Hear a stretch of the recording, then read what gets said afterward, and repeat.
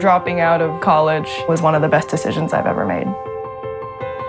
I started baking when I was about 11 years old. My sister baked a lot. I fell in love with it somehow.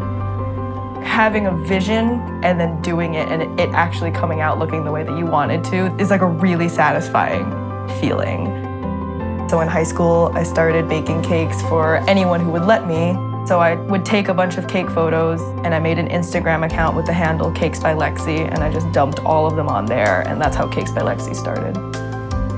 I knew I wanted to be in the food industry, but just societal pressures, the school pressure, the familial pressure all pushed me to get a degree first. And so I went to an art school in New York, and while I was there, it wasn't the right fit.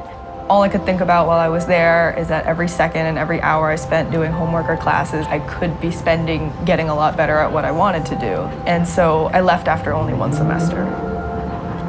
Leaving art school was a really difficult decision, but ultimately I followed my passion, and it was one of the best decisions I've ever made.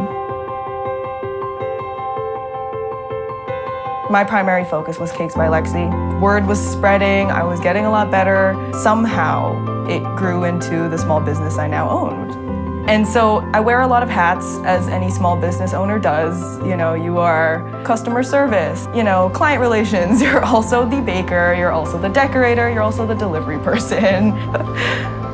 I loved what I did, but I didn't know how to progress from here.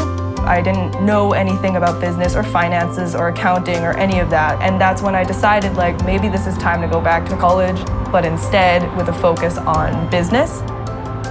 So Columbia University had this program dedicated to students with untraditional life paths.